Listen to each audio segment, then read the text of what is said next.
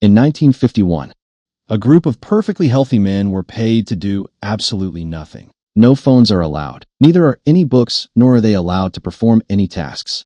Within 72 hours, several of them broke down completely. Not from pain or hunger. Doctors couldn't diagnose any physical cause for their breakdown.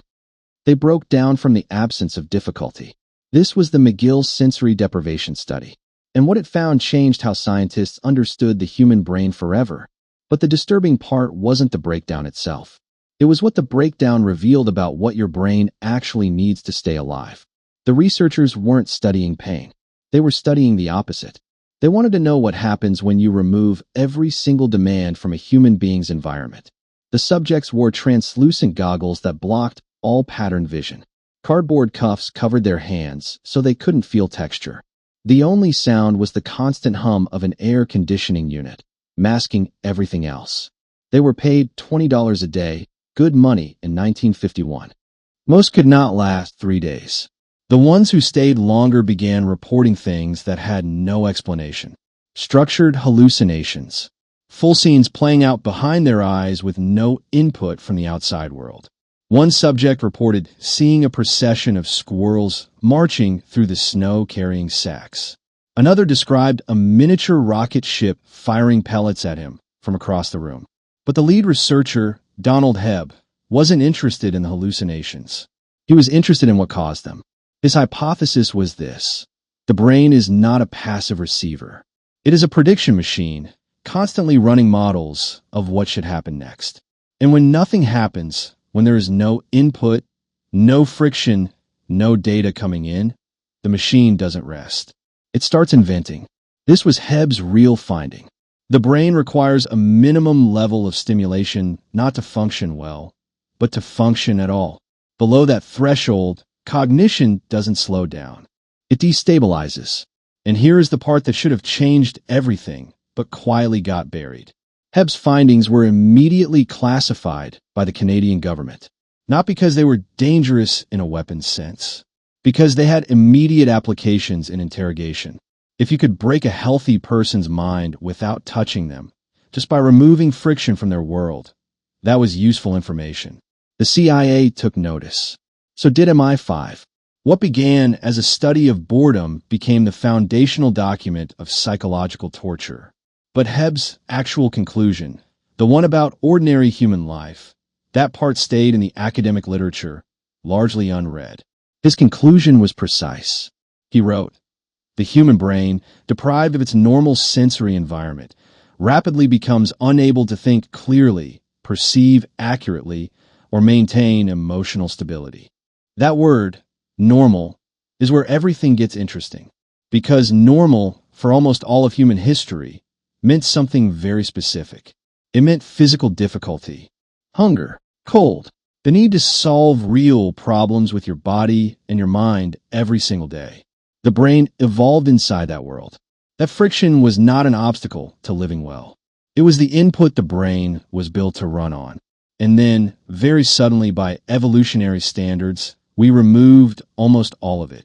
Not in one moment. In dozens of small, sensible decisions across 150 years. Each one was a genuine improvement. Each one removed a real burden. And each one quietly subtracted one more demand from the environment your brain was built to navigate. But that was just the surface. The deeper mechanism had been running long before anyone noticed. In 1967, a psychologist named Martin Seligman was running an experiment on dogs at the Cornell University. He was trying to understand how animals learn to avoid pain. The setup was straightforward. A dog is placed in a box. A warning signal sounds. Then a mild electric shock is delivered to the floor. A normal dog jumps to the other side to escape, learns the signal, avoids the shock entirely within a few trials. But Seligman had pre-exposed one group of dogs to shocks they could not escape. Shocks with no warning signal. Shocks that came regardless of what they did. When those dogs were placed in the escapable box, the one where jumping worked, they did not jump. They lay down. They absorbed the shocks. They had learned, at a neurological level, that their actions did not matter. Seligman called it learned helplessness. And the critical finding, the one that landed like a cold hand on the back of the neck, was this. It wasn't the pain that broke the dogs. It was the absence of a connection between action and outcome. When effort stopped producing results, when the link between doing something and something happening was severed, the drive to try simply switched off. And it didn't switch back on when the conditions changed. The dogs that had never been helpless jumped immediately. The ones who had, most of them never tried. Now, here is where Hebb and Seligman converge on the same point from opposite directions. Hebb showed that a brain without input degrades. Seligman showed that a brain whose input produces no effect also degrades. The common variable wasn't comfort. It wasn't ease. It was the absence of meaningful resistance. Not pain, not hardship, not suffering for its own sake. Resistance, the specific experience of effort producing a real outcome in the world. When that experience disappears from a life, something underneath the personality begins to go quiet. Not dramatically, not all at once, just a slow, invisible dimming. The same process Hebb subjects went through in 72 hours, stretched across years.